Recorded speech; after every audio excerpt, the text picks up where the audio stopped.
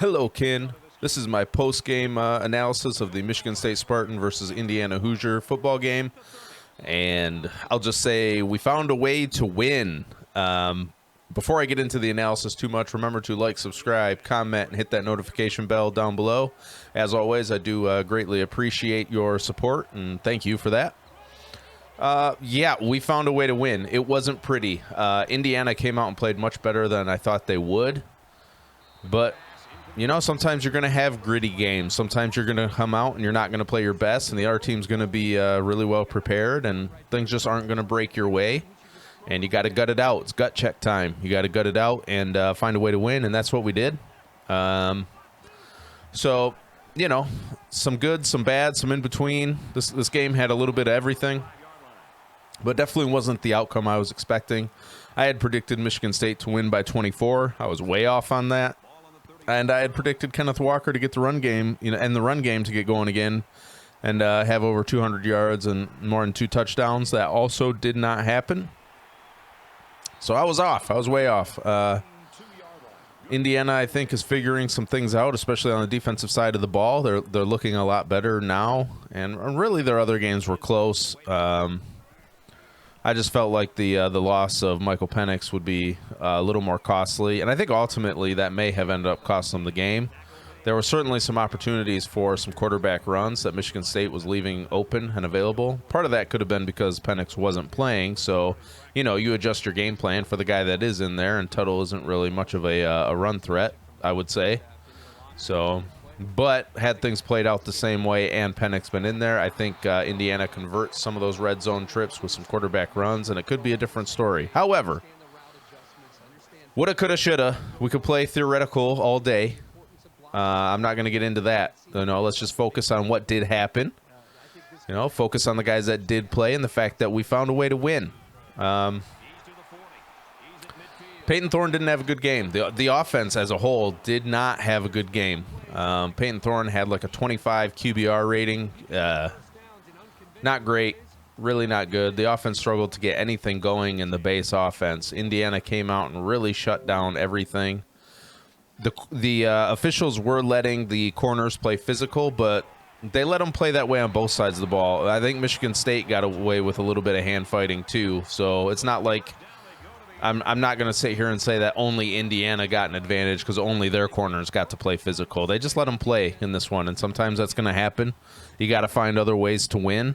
There were some questionable calls, don't get me wrong. I still don't like the Big Ten officiating. I still think it's a poor product, and I still think they need to do something about it. And again, it's not – again, I'm a fan of the winning – if you've seen some of my other videos, Michigan and Michigan State, I point to the officiating, but I point to it as a whole. I'm not doing it as a sour fan. My teams have been winning, and I'm still going to say that the officiating's been terrible. I mean, there's terrible calls going against both teams.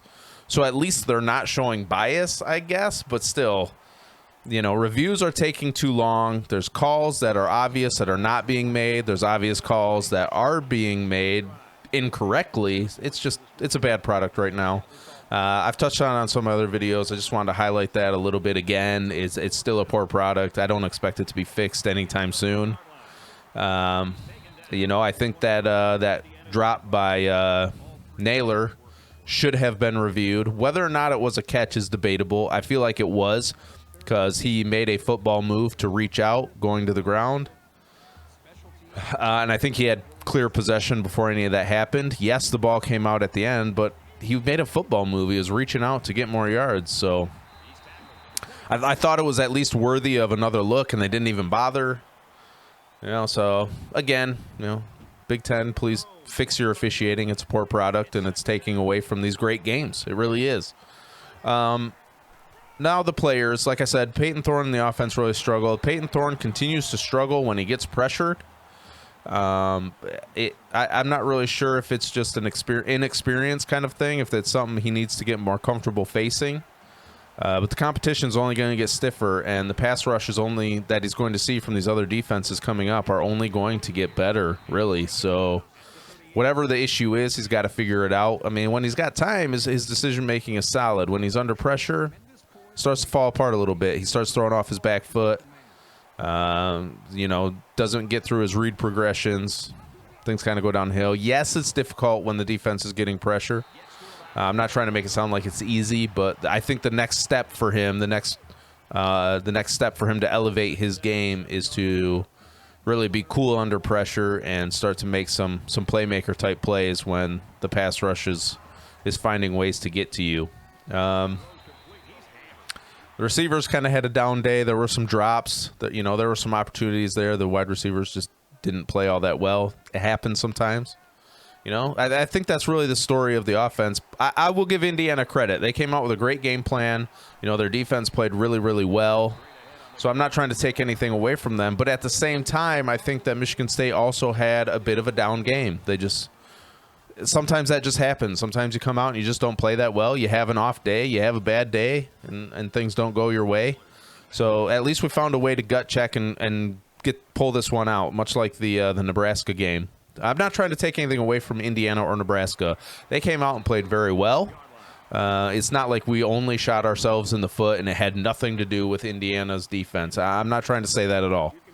But I'm also saying that we didn't play our best game. So Indiana came out and played great. We also played poorly, and that's kind of why the game was as close as it was. Had we come out and played better, I think Michigan State probably wins by, 14 probably. But you could say the same thing in reverse to Indiana, so, take it for what it's worth. I'm just saying what we saw on the field wasn't Michigan State's best day. And I haven't watched enough Indiana to say whether or not it was their best day, but I thought they came out and played pretty well, especially on the defensive side of the ball. They did really everything they needed to do. Excuse me. Offensive line's got to get better in their pass protection. It just does. And the run blocking lately, I'm not going to throw that all on the offensive line because, honestly, teams are stacking the box to stop Kenneth Walker. Who wouldn't, right? I mean, it seems like a pretty good game plan. So I can't put that all on the offensive line. If they're going to stack the box like that, it makes things really, really difficult for the offensive line. And I think your play calling's got to get a little more creative. I felt like we should have gone to more read option stuff and try to take some of that pressure off of Walker. If the linebackers are going to react that hard to Kenneth Walker, then mix in some read option. Peyton Thorne's capable of carrying the football, and he doesn't have to run for a 60-yard touchdown. He's just got to get 5 yards here, 5 yards there, and make those linebackers think, I can't just go after Kenneth Walker because the quarterback might keep it, and then they're going to get some positive yards. So I don't think they went to the read option at all, and I feel like they really should have. I felt like there was an opportunity there because the linebackers were reading so hard. Excuse me. So they were reading Kenneth Walker and reacting to Walker so much that I think read option would have gone a long way. Passing down the field was difficult. Indiana's secondary did a great job on their one-on-one matchups. That happens. They played well. I don't want to take anything away from them. But at the same time, some of the drops hurt us, and I feel like we just had an off day. The wide receivers weren't concentrating and pulling in the catches like they normally do. Thorne's passes were a little bit off target, and it was a little bit sloppy, and it was just an off synchronous, an off day for the offense. So gut check time, found a way to win, found a way to make enough plays to get the job done. But hopefully things will get better as the season goes on because the competition's also going to get better. So some things to work on for sure. Defensively, a pretty good game, really. Especially when they got down to the red zone, we really did a good job of keeping them out of the end zone. Bend, don't break. Have faith that your offense is going to score you enough points that if you give up a handful of field goals, you'll be able to overcome that. That was kind of the philosophy for Michigan State in this one. I felt like the defensive line did a good job of getting pressure on Tuttle and making him uncomfortable all day. The linebackers are starting to step up. Halliday's turning into a playmaker. That was a heck of an interception for a touchdown. Great read, great play. That's just diagnosing the play and understanding, what's probably coming, the set they're in, what plays they like to run, and just reacting to the quarterback's eyes. He was looking at the quarterback the whole time. So he just read that slant route, jumped it, and the rest is history. That was that was the determination of the game right there. They don't score that touchdown, and things could turn out very, very differently. So, we're seeing some guys step up there at the linebacker position. We've kind of been seeing that growth, that evolution for a couple games, but I didn't want to call anybody out. you know, prematurely. I felt like, oh, what just happened? Hold on just a minute here. Sorry, I hit the wrong button there for a minute. But I didn't want to, you know, prematurely, you know, single anybody out or say that somebody's stepping up to that playmaker role before they really emerged. And, you know, I really feel like that time is now. It's happening right now. We're seeing it with Cal Halliday, you know, and you know, you're really seeing some guys start to step up. So it's nice to see. You're even seeing some guys step up in the secondary. I've touched on Angelo Gross. I feel like Kimbrough's playing really well. Williams is playing well. So they are growing. You know, they continue to get more comfortable within the defensive scheme. They're learning on the fly. You know, they had an offseason, but a lot of these guys transferred in.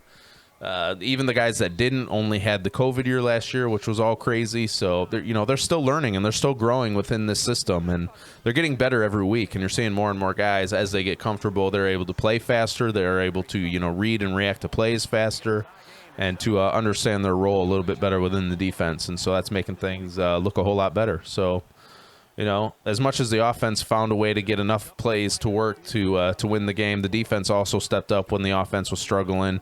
You know, got a pick six, got a couple turnovers, and really doing everything they could to just keep their team in the game until the offense got some things figured out. So can't ask them for much more than that. What else? Coughlin booms a couple big ones, right? Like, he had a rough start to the season. I feel like he's starting to settle down now. He's starting to settle in. And hopefully we'll continue to see his accuracy and consistency continue to improve as the year goes on. It really was a rough start to the season. I feel like he's starting to bounce back now and starting to hit some of those big kicks again. So hopefully that trend continues as well. So that's kind of my analysis of the game, the breakdown by position, things that we saw. And again, the overall riding factor, I'm going to say this before I get into some of my concerns. I want to make it clear that these games happen. They happen every year. And it is, you know, you found a way to win. That's a good thing. You're going to have games where you have an off day, and you got to find a way to get things done, to find a way to gut out a win. And that's what happened. So that's good. That's good. I don't want to take away from that. But there are some concerns. You know, we've seen it in a couple of games now, especially against defenses that have the ability to get a pass rush and to shut down the run. The offense really struggles.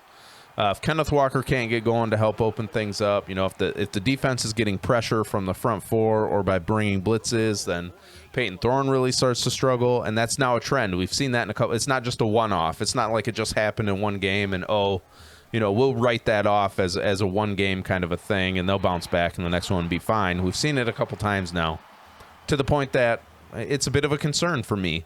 You know, the pass rush ability of their upcoming opponents, Michigan is on the horizon. They have a good pass rush, and so that's a concern. If Peyton Thorne can't, you know, if he can't make plays when things start to break down, then this offense really starts to struggle a little bit. So that's a concern moving forward. They got to clean up some of their pass protection to make sure Peyton Thorne is not in that situation. But yeah, it's, you know, it's turning into a trend, and it's not a good one. You've got to find a way to run the football. You've got Kenneth Walker there, and he's not the issue. He's just getting hit before he even gets anywhere.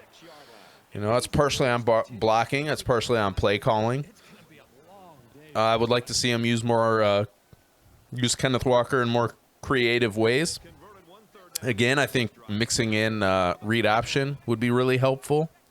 You don't need to do it all the time. It's not like every play has to be read option, but throw it in there 5, 6, 7 times a game to keep the defense honest. That's all you got to do. I understand not wanting to expose Peyton Thorne to injury, to a lot of hits, but again, you don't really need to call it that many times. Call it 5, 6, 7 times and tell Peyton Thorne before he gets hit, slide. I don't care if you only got 3 yards. It's positive yards. It's enough to keep the defense honest and to keep them from keying on Kenneth Walker. So I'd like to see a little more of that. Peyton Thorne is more than capable, and so that would be a good thing. Some other concerns. I've been saying for a while that I think the corners need to be more aggressive, and now they are. A concern is maybe a little bit too handsy, you run into the wrong officiating crew, and you're going to start racking up some pass interference calls. And of course, everybody's mind goes to the old Notre Dame game, 5 or 6 years ago now, that really cost them the game. There was a lot of pass interference calls late in the game, and the corners were playing physical and handsy, and they started calling it. And that's the risk you run. Personally, I would say come out and play physical, but can they adjust if the official starts to call a tight game? If they're not going to let them get away with that, can the corners adjust and back off a little bit? Still be there in coverage, but maybe not so handsy, not so physical. So something to keep an eye on moving forward. I do prefer more physical play, so I'm not saying they should change. I'm just saying we'll have to see how they adjust if they get into a game where the officials decide to call a little bit tighter in the passing game and the pass defense. So just something to keep an eye on.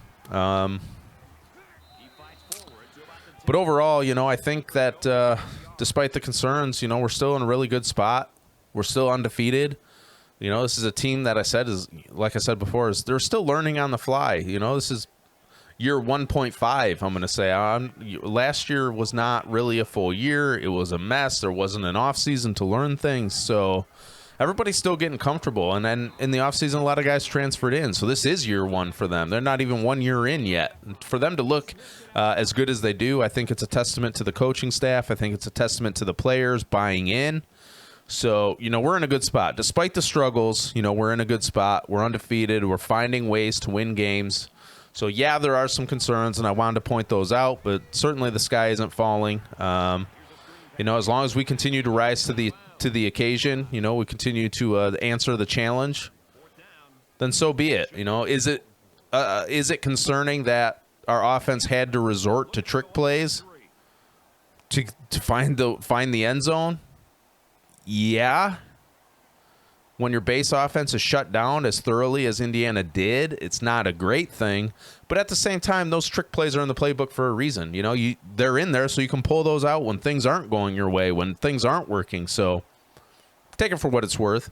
It's mildly concerning that they were able to so thoroughly shut down our offense, keep us from really doing anything.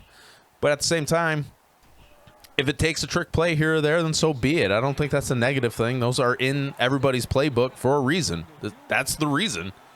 So, if there wasn't a reason for them to be in there, if nobody ever thought that their offense was going to be shut down, if that never happened, then you wouldn't have a need for those plays in college football. There is. They're there for a reason. So, mild concern that we were shut down like that for an entire game. That's a little disconcerting. But if it takes trick plays to open things up, then so be it. As long as we execute those plays at a high level like we did, great catch and throw on that pass to Peyton Thorne down the sideline from Hunt to Thorne. Fantastic play all around. As long as you continue to execute those plays, clearly they're practicing these plays. They are a part of the offense.